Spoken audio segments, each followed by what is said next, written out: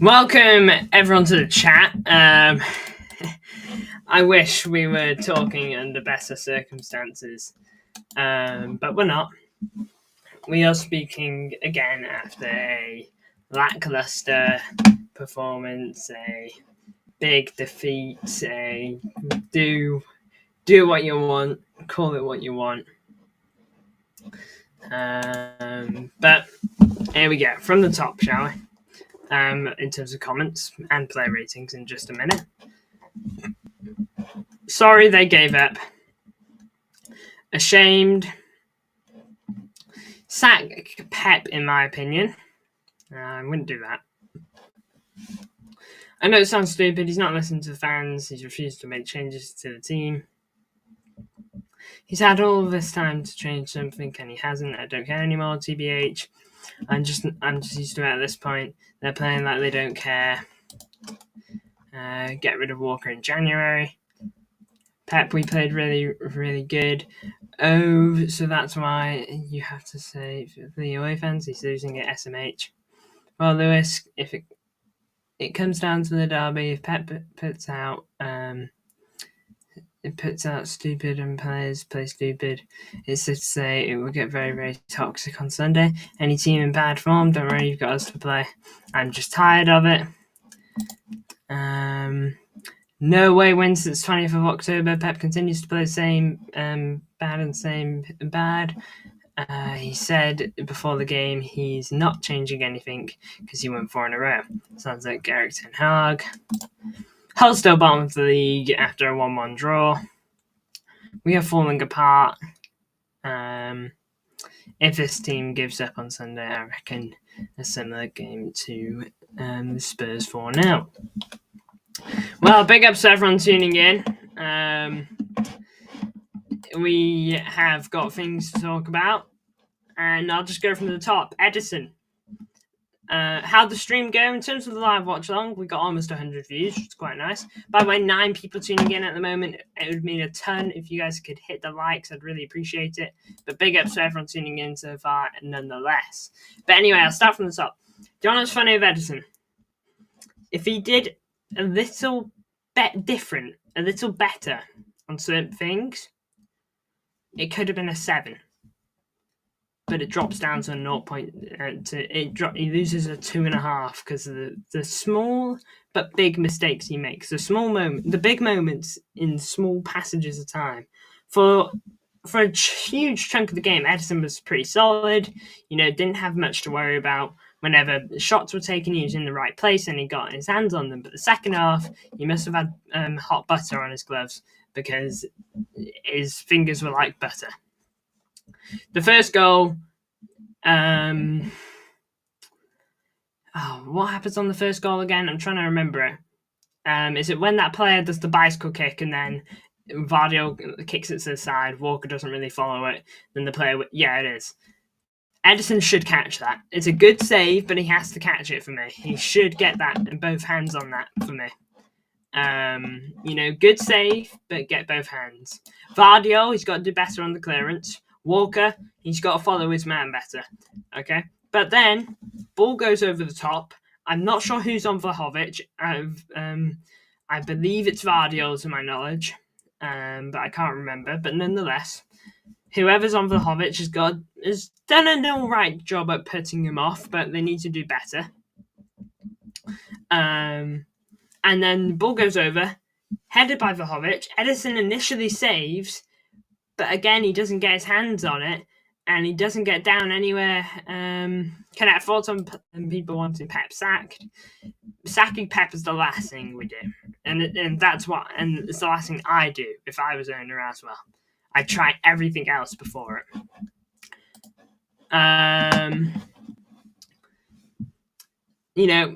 He makes an initial save, but then it just trickles in. Shots trickling in are the worst way for things to happen because it makes you see how close you were to preventing it. It actually happened against Ipswich very early in the season. He almost gets it, and it trickles in. So we've seen it before. On the second goal, it's mainly defending there. The bicycle kick, although it's very good by McKennie, he does actually really good to take that. It's not too far from Edison. It's not like it's a mile away. It's pretty close to him. It's a pretty powerful effort. I do sympathise with him because the defending is abhorrent on the second goal. The second goal for me is worse than the first, and I'll get into it. But like I said, if Edison does slightly better on those moments, maybe we don't lose the game 2-0. Maybe we get... Well, I say maybe we get up the pitch and do something, but... I say that we get up the pitch and do something, but the second half doesn't really suggest that.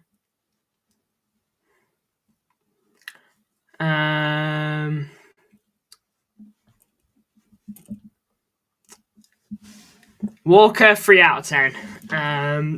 On the goal, the first half from the whole squad was meh because Juventus sat back. Juventus did nothing in the first half.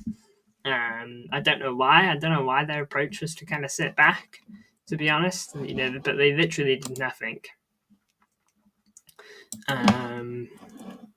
They did absolutely nothing in that first half, and so he wasn't that bad in the first half. But second half, Juventus obviously had a talk at halftime, like it was predicted. Like it was predicted that Juventus would go in at halftime and be like, "These guys are not all that. We can give them a go." Blinking heck. Good luck watching that one. Wait, it's 3:30 p.m, isn't it? Not 3 a.m. I was about to say. But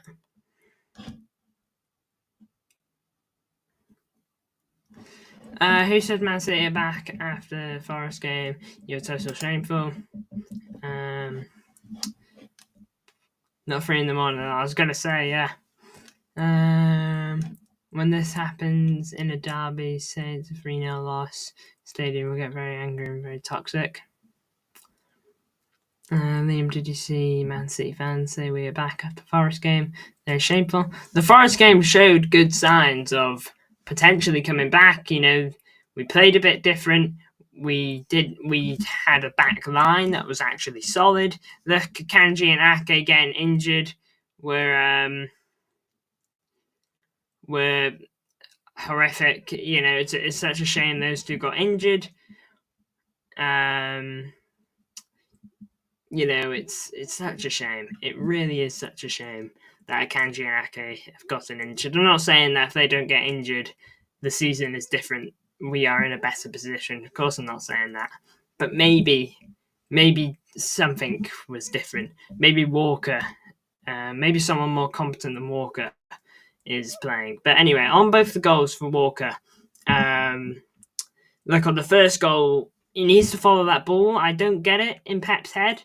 Like what makes Walker be like, the ball's just rolled past me. I'm not gonna advance on that. I'm gonna hesitate and then I'll run. Well, then I won't even run. Actually, I'll run without any urgency to stop the cross. Cross goes in. It's a goal. The second goal is even worse because in my head I actually saw it happening because we've seen it so many times. The backtracking from Walker was horrendous on the second goal.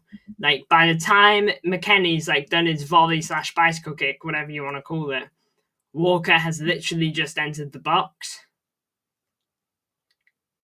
Like it's like he's meant to be like a class. Like he's a right back. You need to be making that run. I think Vardio does quite bad in that second goal. I don't know why he runs to the near post when we've already got two people in there, and he's a central defender this game. He needs to be covering the more central area, and McKennie completely unmarked. I know Walker should be in there. He's got to take some of the blame as well. Walker should definitely be in there because the rest of the defence is. Why isn't he? I'll get on to Tiki in a minute because it's obviously something to talk about. But big ups for the Tiki talk. But yeah, Walker he's costing goals. And when he's not costing goals, he's costing possession higher up the field with poor crosses. And nothing is inspiring with Kyle Walker for me. There's nothing special to his game anymore. He gets outpaced by players that I didn't even know were rapid. Yildiz on the left wing for Juventus outpaced Walker, I think, twice. Like, he's not even got the pace anymore. You know? He hasn't got that anymore. And if Walker hasn't got his pace, then we've probably got an average defender. Let's scroll up. Let's get through the Tiki talk. What's wrong with Tiki? Sack Tiki before he has a chance to retire. His fault. Seriously, Tiki, you've left us in a state.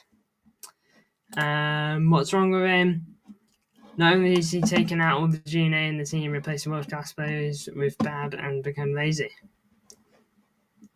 Crazy 6.5 got man of the match. Liam, you have to remember we're getting a new sporting director. Yeah, that is true, but he doesn't really come in full time until June.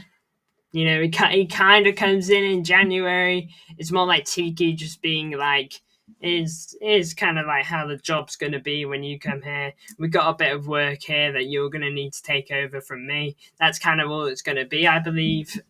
Hugo Viana coming in June. I think it's just kind of going to be him kind of getting a feel of his surroundings, of what he's going to be dealing with when he actually comes in full time. So he essentially is taking it in the summer. Sack Tiki and bring in Viana Jam first. Connect, reduce, sack Tiki and bring in Viana on January 1st. It's an interesting one. I don't know if Sporting are going to be willing to, because look, I imagine they're going to want to do some January business. You know, if all we know, some clubs are going to start sniffing at Gyökeres in January. I know Gyökeres has said that he doesn't want to leave until the end of the season, but hey, imagine like a Real Madrid sized club game knocking. Is Gyökeres really going to say no? I don't think so. And I think they're going to want the guy that bought Gyökeres in to be the guy that lets him go, get the best money possible. They have a lot of faith in Hugo Viana. Hugo Viana's been nominated to win some awards. I don't think it's going to be possible to bring in Hugo Viana before the end of the season. I think he's too highly valued at the club. But the sporting director said I'm not sure that he's not leaving Sporting in January. If Man City lose to PSG, not sure if you make top 24 in UCL. Yeah, it's a worry. I'm gonna have a look at that, and to be honest, have a look at all the points. Because we gotta beat Club Brugge, and if we could get a draw against PSG, that'd be nice. But look, January is a while away. It's over a month. January 22nd when PSG's played. I'm not going to say that we're going to be different then, but there's a lot of time until then. So PSG isn't my concern right now. It's Man United. Hey, bros, Harry Maguire. Welcome to the chat, mate. If CQ was serious, you start making deals now. Yeah, we need to start making deals right now, to be honest. We need to start doing the early business. We need to start inquiring. We need to start getting an idea of what clubs want for certain players. I know we know little things like how Riki isn't for sale in January. But for me, if I'm Tiki, I'm like, okay, I've messed up. I see that. Should have done the rebuild in this summer as opposed to next. All right, here's the plan now.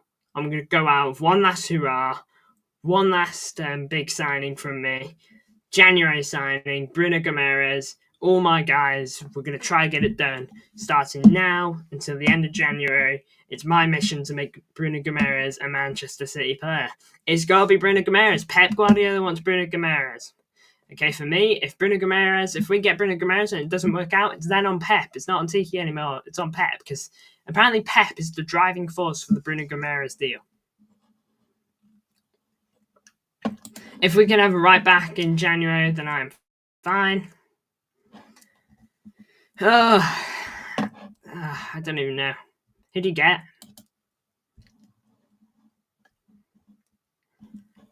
Connect, I saw a report the handover ain't happening until May now, which is just ridiculous if true. Why?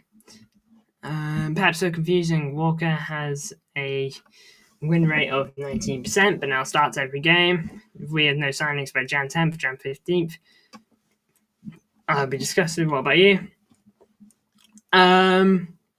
If we aren't even getting rumours, but look, it's no longer even a question now whether we need signings in January.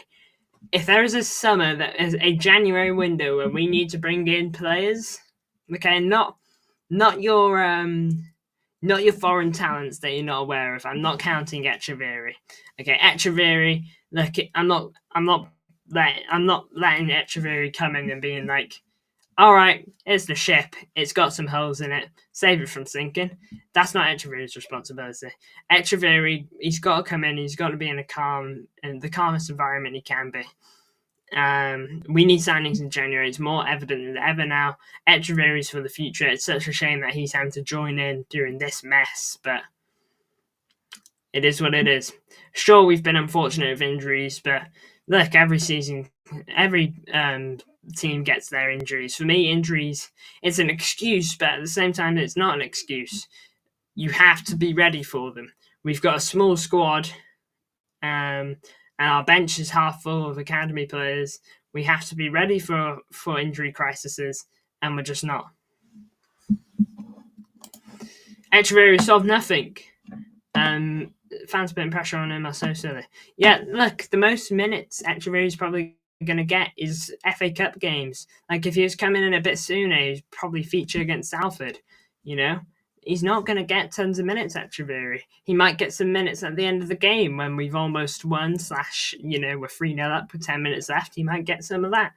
There's no way Echeverri comes in and he's putting the 10 over De Bruyne.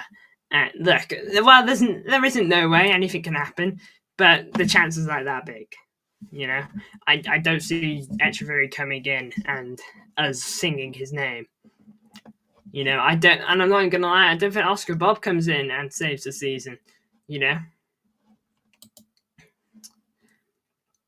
know, like, I don't think Oscar Bob comes into this team and saves the season. I love Oscar Bob, and I'm so gutted he got his injury, but I don't think Oscar Bob's gonna be the guy that does it. You know, we need something. We need stability in our midfield. We need stability in our defence because look, we got Diaz who's playing brilliantly, but other than that, we haven't really got stability. And I know injuries aren't helping. Stones, Ake, Akanji all out as a free primary centre backs, but still, something needs to be done. Bob will also do this all because of insane pressure. Yeah.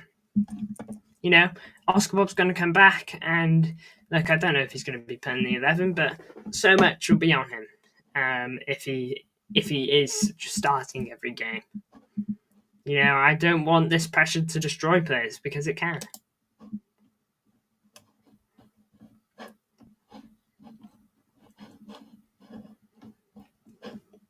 Savinho looks like he can't dribble anymore. It all comes down to Tiki. Tiki's signing. Savinho's desperate to get a goal, and there's too much pressure on his shoulders. I bet you when Savinho gets a goal, he's going to celebrate his head off unless we're losing. I bet you he will because he so clearly wants it. He so clearly just wants to know that he's put a ball in the back of the net. Yeah, I've seen Rodri in the gym.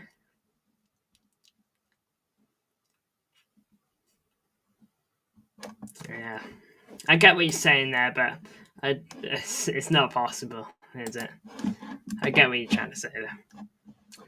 And then back onto player ratings, 5.5 for Vardiel.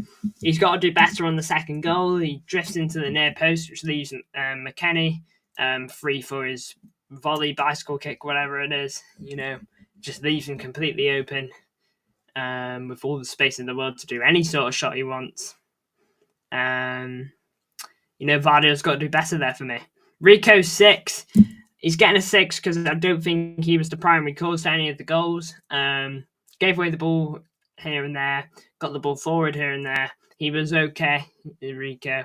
He was absolutely okay. Bang average. Can we blame Arsenal for our downfall anymore?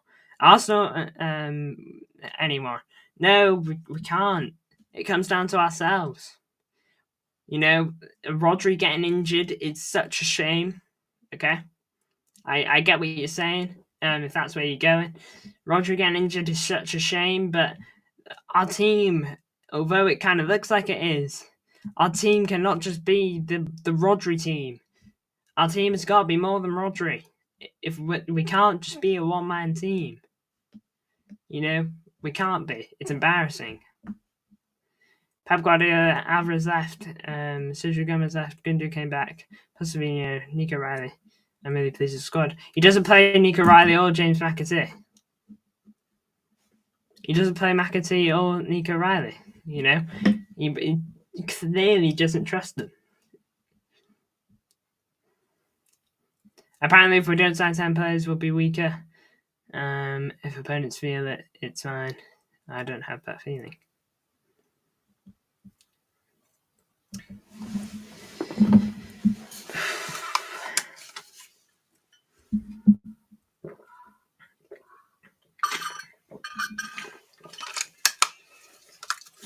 Bernardo, 5.5.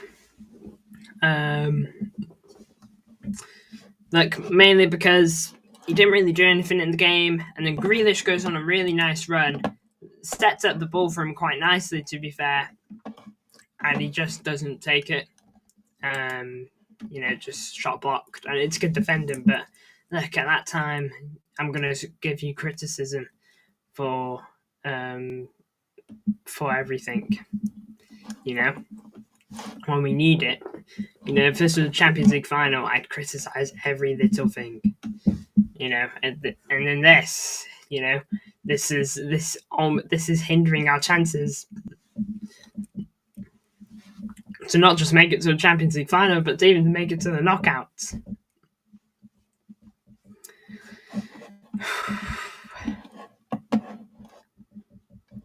The team is burning out. The team is old too. Gundo, Bernardo, De Bruyne, they can't run a midfield. They need energy in there. You know, Bernardo can run, but I don't think he's necessarily got energy. You know, Alvarez was energy. You know, Alvarez was pressing. Phil Foden, when he's on form, he is energy. You know, that's what these teams are. That's what those players are. Phil Foden, Alvarez, they're the type of players that give you pressing energy. Bernardo used to give you that, but I don't think he can quite do it anymore to the same level. Okay, he does it a bit, but not nowhere near as much as like 2 years ago. Moving on, Gundo 6. I thought he was all right. Look, Gundo is doing so much more than I believe he's capable of, to be honest. Like, it's proving difficult for him. Gundo, I feel, he's 34 and he's been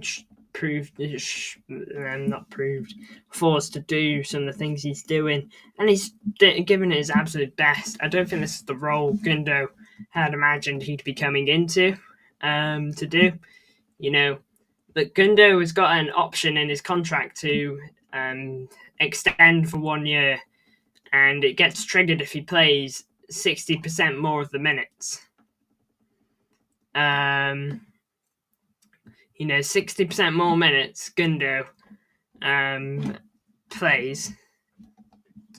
You know, he must be playing over 80% of the minutes for us right now.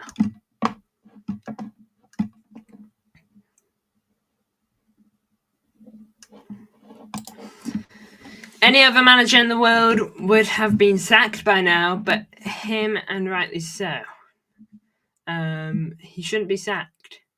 Just saying, if any other manager, they'd be gone. Do you agree? Yeah, essentially, you're basically there. Any manager that's got credit similar to Pep would be fine. Like, for example, I think Jurgen Klopp would have survived this kind of blip, because you got to remember he dropped down to 10th for Liverpool at certain points. So I think Klopp would have been fine in terms of keeping his job. But yeah, I get what you're saying though. 95% of other managers are gone. They're no longer in the club. What's the point of McAtee and O'Reilly in the first team and they're not getting any game time? Yeah, exactly. Pep said, I've said this so many times recently, you're probably getting fed up of it, but Pep said at the beginning of the season, if Rodri gets injured, O'Reilly can cover him. O'Reilly has played like 2 cup games, and he played against United in the Community Shield. He's not covered Rodri at all. We haven't even trialed it properly. You know, and against Spurs, I didn't even think he was that bad in the Carabao Cup. You know? I didn't even think he was that bad. But hey ho, here we are.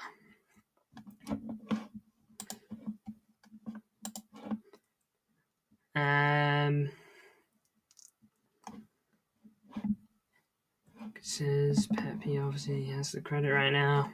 Yeah, Pep's got the credit. You know, I think he'd be fine. I think he'll be fine no matter what this season. I'd even go as far to say I think he'll be pretty fine next season, to be honest. Doku 5 just looked like most things he tried to do didn't really work. You know, sometimes he almost did it, but every little thing he tried to do down the left side, he had trouble with. Then he bumped down to the right side. He had trouble with it. Lost the ball on the right side, which led to one of the goals. So it's got to be a 5 for me. KDB 6.5 was the only one who made worthwhile chances. You know, the balls are Haaland. If Haaland takes that, game changes. You know, Haaland's got to score that for me. He's a top striker. He's meant to be best striker in the world, and he doesn't score it. You know, De Bruyne, the ball to Gundo, but the shot gets blocked. You know, there's only so much one man can do. There's only so much one guy can do. Grealish 6, I thought he was alright. He had some good moments, to be fair to him. I didn't think Grealish was that bad. I thought he was... thought he played decent for the most part, better than most on the field. So I was pretty happy with Jack Grealish for some of it. It's a 6, though. He was okay. Haaland 5. Look, it's not like he had tons of opportunities to get it right, but he gets one, and he doesn't take it, and he has to take it from me. He doesn't really get another one like it. You've got to capitalise on the chances you get because if you don't take those chances, like you're gonna live to regret them. You don't know when your next chance is gonna be. And now Haaland's probably going to be thinking to himself, damn, that was the one chance I had and I didn't take it. It was such a good chance too. I should have taken that. Haaland is playing so many games. This is why we should have signed a backup. Tiki again, man. Yeah, I think that's the thing. Alvarez, look, for me, people say selling Alvarez is an issue. And it is. Selling Alvarez has proven to be an issue. But not because for me we've lost Julian Alvarez. It's for me because we didn't replace him. £75 million we bought in to the club. And we did not invest it into even a 20 million, 30 million pound player. That's the most annoying part. Savinho 6. He came on. It was unfair on him. He had like 10 minutes to play less to make an impact. And what's Savinho going to do with that much time? He needs to help. He needs to support. He can't do it on his own. That's not the player he is, very clearly. And with the confidence he's in right now, I imagine he's not got the tons of confidence as he wants that goal. He's desperate for it so clearly. And, just give the guy time. He's 20 years old. He's the same time as Rico. I'm the same age as Rico. I'm not going to go into scrutinising them all that much. Today is a day to forget. United is next on Sunday. So, yeah, we'll see how we do there. Big ups to you all tuning in. It's been a tough pill to take, but one we have to take anyway. Thank you all for tuning in. Live streams on the way. We're back tomorrow. See you all in the next one.